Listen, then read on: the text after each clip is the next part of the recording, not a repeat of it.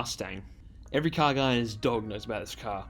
And even if you're not a car guy, you would at least know what a Mustang is. Mustang fanboys love their big old V8s, but some love their new ones. Others like the 80s, and a lot of people love the classic 60s Mustangs. In this video, I'll be putting the Mustang against itself to see if the Mustang aged well over time, or if they had it right from the start and couldn't match it since. All that coming up in Classic vs Modern, the Ford Mustang.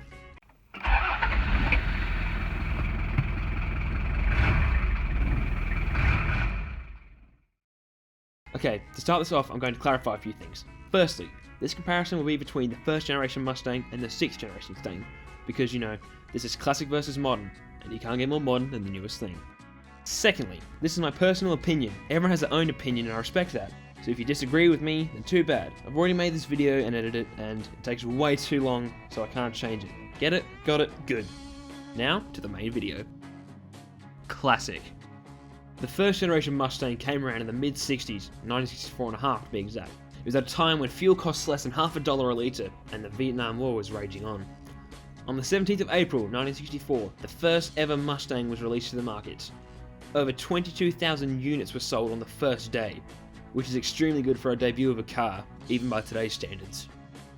At the bottom of the range was a 2.8 inline-six thrift power, which made a measly 105 horsepower and 156 pound-feet of torque.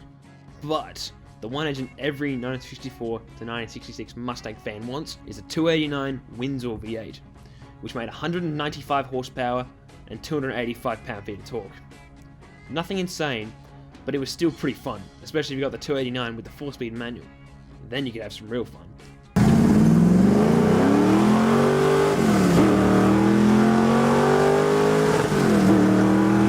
Between 1964 and 1966, Ford sold well over an estimated 1.4 million Mustangs. That's insane, even by today's standards. There was also a slightly modified Mustang you could buy, built by a man whose name was a girl's. My name's Carroll Shelby, and performance is my business. In 1965, Carroll took a Ford Mustang, took out the V8, messed around with it a little bit, and dropped it back into the Stang. The V8 now made 300 horsepower.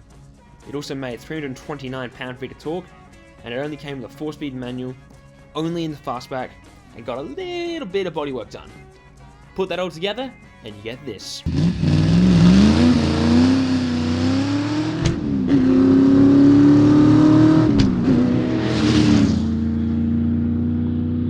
.562 GT350s were made in 1965 and 1,373 in '66, making these Stangs pretty rare to find in good condition now. So, if you can find one for say less than $200,000, pick it up, because that thing will disappear pretty quickly. Then, in 1967, the Mustang got a bit of a facelift. The headlights were pushed back a bit, got a little bit more mean and angry looking. And one of the biggest things was the fastback body. Yes, Mustang fans, you could get a fastback in the 1964 to 1966 Mustangs, but in 67, the fastback actually went all the way to the back now. The 67 Stang also got a bit more bang for your buck under the hood. Now, the base engine was a 3.3 inline-six, making a respectable 120 horsepower and 190 pound-feet of torque. The 289 was still available with both the stock version and the beefed-up version in the new GT500. The legendary 302 Windsor was released in '68 as well, making 230 horsepower and 310 pound-feet of torque. And there was also the 390 V8, which made around 320 horsepower. But in 1968, Ford released the most badass V8 to be dropped into the little Stang so far, the 428 cubic inch Cobra Jet. This Goliath of a V8 made 335 horsepower and 440 pound-feet of torque. The Cobra Jet would launch you to 60 miles per hour in just 5.2 seconds, 100 in 14.4, and with a quarter-mile time of 13.8 seconds, you could wind your Mustang all the way up to 131 miles per hour. Although some people claim with their '68 Mustangs that they can get up to as much as 140 to 150 miles per hour. I'll also mention quickly here of Shelby's Mustangs in this. In '67-68, you can get both a GT350 and a GT500. These things killed it and people loved them. They're basically beefed up versions of the Mustang. But there was one Mustang that not too many people know about, which could destroy any other Mustang. In 1967, a fastback was updated to the GT500 status with a 427 V8 out of the GT40, which made around 650 horsepower and was known as the Super Snake. This insane Stang. It was capable of over 150 miles per hour when tested by Shelby himself, but unfortunately, only one car was made, and it sold at an auction in 2013 for $1.3 million.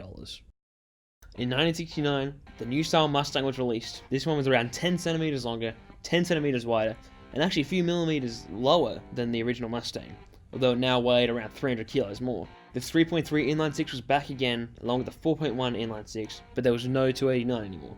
The original Mustang V8 was laid to rest in that year, but in its place was the two 302 V8s. One was the normal one, but there's also now a Boss version, which I'll explain in a moment. There was two 351 V8s available, both making 250 and 290 horsepower. The 390 was back, and so was the 428.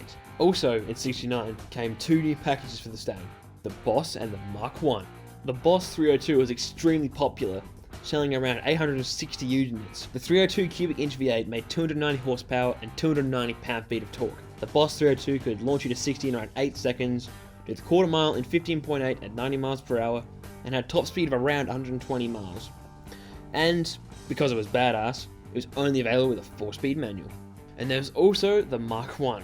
This buff muscle car came with a spoiler, blacked out hood, and racing clamps on the hood. 4 V8s were available, the smallest the 5.8 Windsor and the Cleveland V8, then the 6.4 V8, but the biggest and best one was the 428 cubic inch Cobra Jet. This massive V8 made 335 horsepower and 440 pound-feet of torque. It would launch from 0 to 60 in just 5.5 seconds, do the quarter mile in just 13.9 at 103, and had a top speed of 128 miles per hour. It was a pretty cool car. Then, in 1971, things changed a little bit for the Stang. This is the car that some people call the ugly duckling of the first gen. You could still tell it was a Mustang. It doesn't look as nice as the Stangs before it, and the body didn't look like it used to, more rigid at the back, and less sleek and dynamic looking. But, where it lacked in looks, it made up for its engines. You could still get your basic 4.1 inline-six, and the 302, and the 351, and the 429 Cobra Jet, which now managed to make 375 horsepower in 1971. But, unfortunately, it was pulled out of the Mustang lineup in 1972, with the 351 becoming the biggest V8 you could buy. Modern.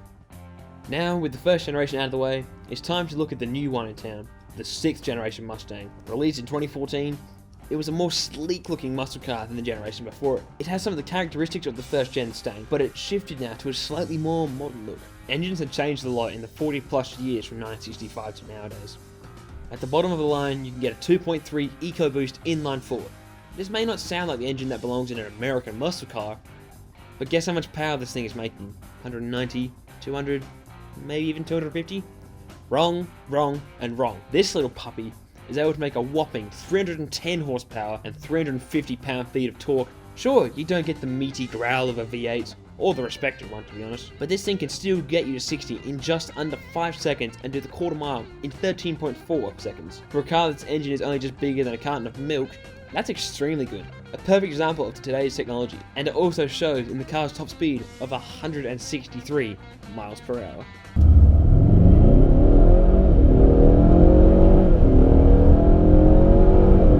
From there, you can get a 3.7 V6, which made a respectable 300 horsepower and 280 pound-feet of torque in 2014. But that engine was discontinued in 2017. It's only up from there, with the other 3 engines being V8s. First up is the 5-litre Coyote V8, and it made between 412 and 460 horsepower and 380 to 420 pound-feet of torque between 2011 and today. You could also get the 5.2 Voodoo V8, which is only available in the 2015 to 2020 Shelby GT350 and GT350R. This V8 made a whopping 526 horsepower and 429 pound-feet of torque. The Shelby GT350 is awesome. It sounds awesome, it's awesome to drive, and its performance, time and numbers are awesome as well. The GT350 goes from 0 to 60 in 4.1 seconds, does the quarter mile in 12.4 seconds, and has a top speed of 180 miles per hour. The transmissions available in these cars also changed between 1965 to nowadays. You can start off with a 6-speed manual or a 6-speed auto, which was then changed to a 10-speed automatic a few years ago. It also came with only 2 body types, the coupe and the convertible. But even with only 2 body options and 3 transmissions available, there was heaps of packages and additions available, and I'll quickly list them now. 50-year anniversary limited edition. F350 Lightning II. Galpin Fisker rocket. Hennessy HPE 700. Roche RS. Celine S302. Shelby American GT. Warrior. GT350. GT350R. The Bullet Mustang, my favorite one, and the GT500. 13 models and special editions available.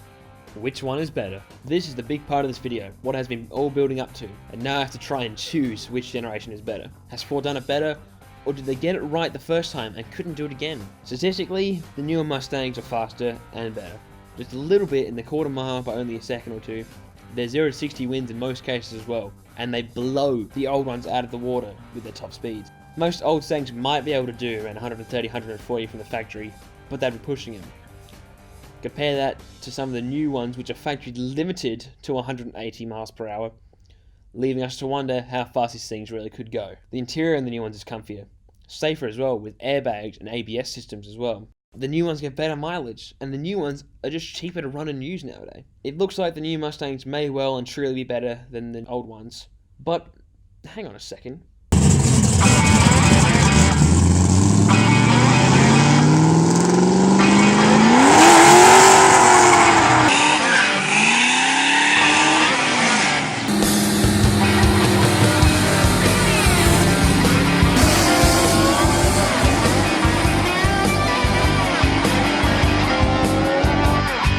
Any car that can have a run against the new Mustangs, it's got to be the most badass and tough Mustang from the 60s, if not ever. The Boss 429, also known as my favourite car ever. These cars are extremely rare, with only 859 built in 1969 and 499 in 1970. These buff Stangs are the holy grail of Mustangs to Mustang fans. If you can find one for sale, chances are you will wish you had the 6-figure number in your bank account to buy this monster. The Boss 429 came around in the late 60s due to NASCAR. Dodge had their 426 Hemi and the 440 Magnum, Chevy had their 427 and 454 V8s, and Ford was just struggling to keep up. They knew those big 7-litre V8s were making heaps of power, so they decided that they needed a big V8 with heaps of power as well. Their answer? The 429 cubic inch Cobra Jet V8. This behemoth V8 made 375 horsepower and 450 pound-feet of torque. But that was what Ford rated it to. You see, NASCAR said any car in their league had to have sold 500 cars a year. Ford knew that they had to detune the 429 for insurance purposes, and so, drivers didn't wrap themselves around a tree with them. But the max amount of horsepower is where the real fun is. People say with the big V8 fully opened up, all the restrictors gone, this thing can make over 500 horsepower, with some saying it could even get near or even more than 600. It only came with a 4-speed manual. The body and engine bay were modified to fit the massive engine. And after all those little touches were added to your car, it looked angry, mean. The statistics of the 429 is the same as the horsepower. No one is entirely really sure. The Boss 429 did 0 to 60 in between 5 to 6 seconds from sources. It did the standing quarter mile in around 12 to 13 seconds at 101 to 112 miles per hour. The top speed is where things get even more iffy. From factory, it was claimed to only do 118 miles per hour, or that might have been what it was limited to. But some people say they could easily get their Boss in the vicinity of 170 plus miles per hour, putting it up there with the new Mustangs. But unfortunately, no one wanted to prove that, as they want to push their prized car all the way. So, the Boss 429 would seem to be the saviour of the classic Mustang, but the problem is just how rare these cars are, so I can't really recommend that tomorrow everyone goes and buys one. So in conclusion, I can't really choose which one is better. I'm sorry to all you people who wanted me to choose one for you, but I just really can't. I do love my classic Mustangs, but the new ones also have their perks, so the only way I can tell you which one you should buy is, I guess, categorizing them by what you want. Price-wise, you can find a lot of classic V8 Mustangs for less than $40,000. Sure, they may need a bit of work, but then you've got yourself a piece of history. Fuel economy. The 2.3 Mustang is your best bet, and even if it doesn't sound like a V8, it'll still be able to go pretty fast. Comfort is easy to see that the newer Mustangs are comfier, as you can get heated seats and other nice things inside as well. Project car. You're better off buying a cheap old one and building it up yourself, as you'll get to do so many more things in this one than a newer one. Speed. Unfortunately, yes, the new ones are much faster than the old ones, unless you really wanted to push your old Mustang. So, there you go. Both the new Mustangs and the old ones are good cars. It just comes down to choice, really. As before, thanks for watching, and if you like what you see, make sure to clutch kick the like button, short shift the subscribe button, and hit that bell. See you next time.